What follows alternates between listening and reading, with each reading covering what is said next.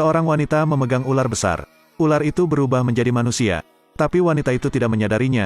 Kemarin Neangan menggali beberapa rebung untuk dibawa pulang. Tapi sayangnya sekopnya macet. Ketika gadis itu menariknya dengan paksa, ujung sekopnya tersangkut. Gadis itu hanya bisa menarik pegangannya. Saat ini ibu dan anak itu tidak tahu harus berbuat apa. Tiba-tiba seekor ular besar merangkak keluar dari gua.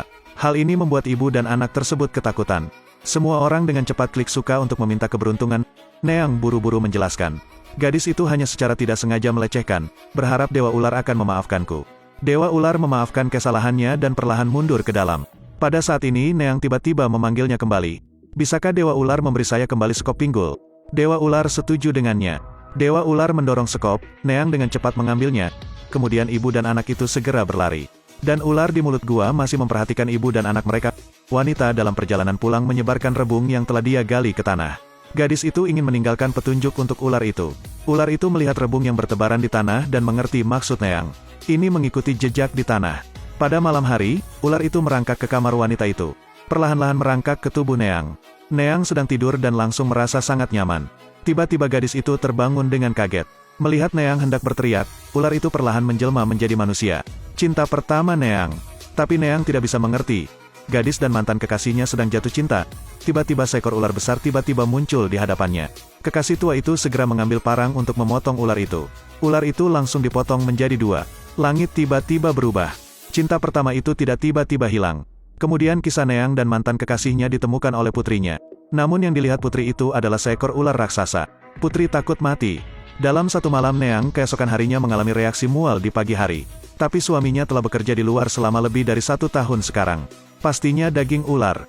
Sang suami yang sedang di luar bekerja kembali. Putri dengan senang hati pergi menjemput ayahnya. Sang ayah langsung bertanya, "Di mana ibu?" Gadis itu tidak tahu bagaimana harus menjawab. Karena Neang saat ini sedang memegang ular yang sedang tidur. Wanita itu berselingkuh dengan ular. Tiba-tiba, suami Manop yang sedang pergi bekerja, tiba di depan pintu. Ketika Manop berada di luar memanggil istrinya, Neang panik di dalam ruangan. Manop melihat istrinya tidak pernah membuka pintu di luar dan bertanya dengan cemas. Sang istri menyuruh ular itu pergi dengan cepat. Tapi ular itu sepertinya tidak mau pergi. Manop menunggu di luar pintu untuk waktu yang lama, jadi dia menendang pintu hingga terbuka dengan kakinya. Saat itu Neang juga membuka pintu. Melihat suaminya berdiri di depannya, dia sangat gugup. Manop melihat penampilan Neang yang kuyu, merawat istrinya dengan lembut. "Apakah saya tidak sehat?" Neang hanya menjawab. Manop maju ke depan ingin mesra dengan istrinya. Wanita itu melihat bahwa masalah itu akan segera terungkap, tidak menyangka ular itu segera menghilang. Hati Neang sudah damai sekarang. Kemudian gadis itu berpura-pura peduli dengan suaminya. Melihat istrinya seperti itu, hati Manop sangat puas. Ular itu sekarang telah merangkak keluar dari ruangan. Saat itu Neang sedang menyiapkan makan siang untuk suaminya. Pria itu melihat perut istrinya dan berpikir. Keesokan harinya Manop sedang menebang kayu bakar di halaman. Neang di sebelahnya tiba-tiba muntah. Ini membuat Manop semakin curiga. Kali ini, dia menyalahkan istrinya karena mengkhianatinya. Neang buru-buru bersumpah dengan hidupnya bahwa tidak ada pria lain. Ketika Manop melihat itu, dia berhenti berdebat dan pergi untuk bertanya kepada putrinya. "Apakah ada pria yang datang ke rumah baru-baru ini?" Putri berkata hanya ular biasa yang datang. Manop sepertinya mengerti sesuatu. Pada tengah malam, Manop dan putrinya bersembunyi di halaman. Setelah beberapa saat, seekor ular memang merangkak naik. Neang memperlakukan ular seperti suami.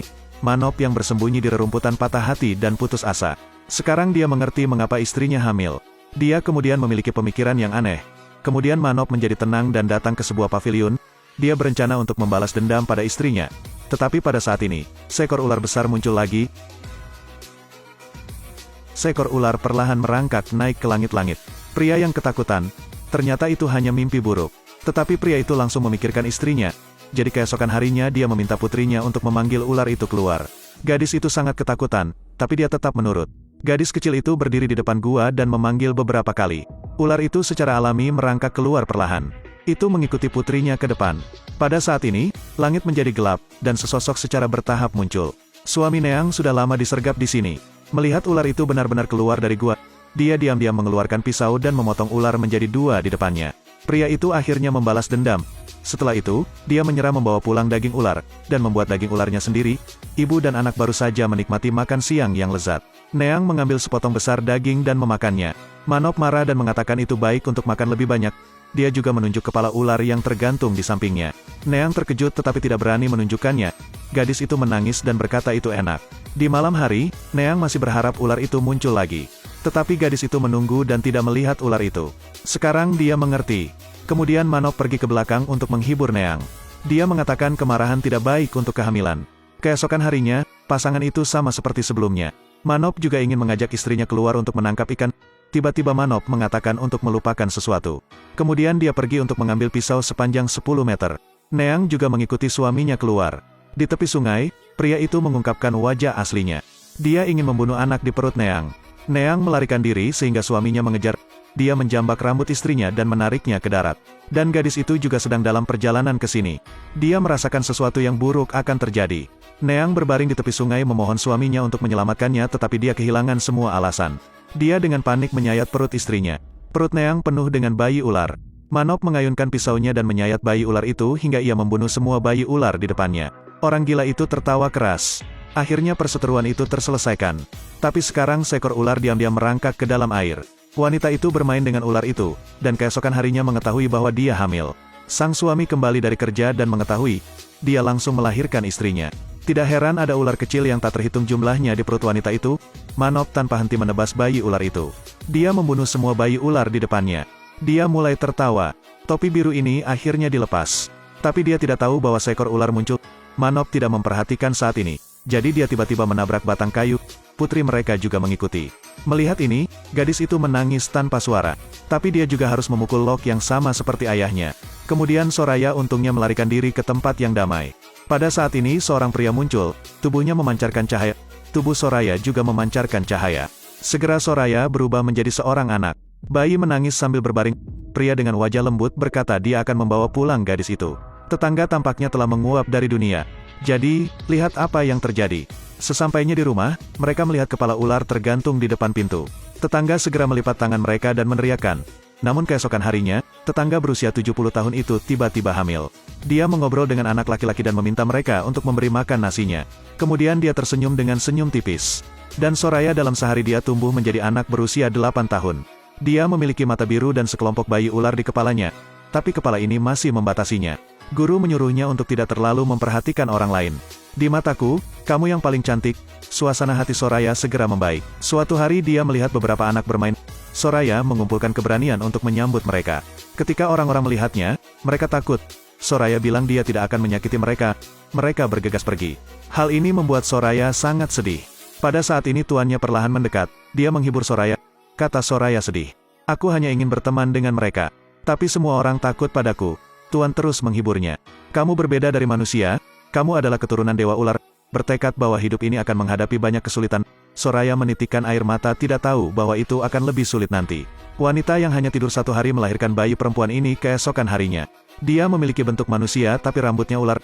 Ini masih mengganggunya. Itu sebabnya anak-anak sering menggertaknya. Kali ini mereka membawa jaring ikan. Soraya memperingatkan para saksi untuk tidak membuat keributan. Mereka menertawakannya sebagai monster. Anak laki-laki itu memimpin dan melemparkan jaring untuk menangkap ikan. Soraya berjongkok untuk menghindar. Jaring ikan kembali menyambar rekan-rekan mereka. Anak-anak memarahi rekan-rekan mereka sebagai pengkhianat. Bocah itu marah, meninggalkan mereka sendirian. Soraya selalu sangat baik untuk menyelamatkan mereka. Tapi 3 gadis ini mengusirnya, dan kemudian mengatakan kata-kata jahat. Seekor ular tiba-tiba muncul di belakang Soraya. Anak-anak ketakutan ketika ular menjulurkan lidahnya ke arah mereka. Ketiga anak itu ketakutan dan melarikan diri dengan jaring ikan mereka. Soraya menegur ular itu agar tidak muncul lagi. Ular sedih itu kemudian menghilang di belakang Soraya. Pada saat ini, Master juga muncul di sini. Dia memberitahu Soraya, ular ini memiliki hubungan yang tidak bisa dijelaskan denganmu. Dia akan selalu melindungimu. Aku harap kamu juga menyukainya. Setelah mendengar ini, Soraya pun lambat laun menerima ular tersebut. Soraya dibesarkan oleh tuannya untuk menjadi gadis yang cantik dan menawan. Guru ingin memberinya hadiah, merupakan cincin emas berbentuk ular. Soraya sangat gembira. Dia menerima cincin itu dari tuannya. Kemudian keajaiban terjadi. Ular di kepalanya hilang. Soraya kini telah menjadi manusia biasa. Hal pertama yang dia lakukan adalah mencuci rambutnya. Pada saat ini, dia tersenyum. Soraya bosan dengan air dan bersiap untuk pulang. Seorang pria pingsan di tepi sungai. Tapi Soraya hanya bisa membawanya pulang karena dia tidak bangun. Tidak sampai hari berikutnya anak itu bangun. Dia dengan cepat berterima kasih kepada mereka karena telah menyelamatkan hidup mereka. Melihat Soraya Waiha yang polos dan murni memiliki niat lain. Selama beberapa hari berikutnya, perasaan mereka satu sama lain semakin dalam. Waiha berkata dia ingin membawa Soraya kembali ke wartawan dengan selamat. Guru juga merasa sudah waktunya untuk membiarkan Soraya keluar. YH kemudian membawa Soraya keluar dari rumah kecil itu. Keduanya dengan cepat tiba di rumah YH. Berkat penyembunyian YH, Soraya resmi menjadi penduduk desa. Wanita yang selalu diam-diam mencintai YH juga datang untuk melihat keduanya bahagia. Wanita itu cemburu. Jadi dengan bantuan saudara perempuannya, dia menemukan seorang penyihir terkenal.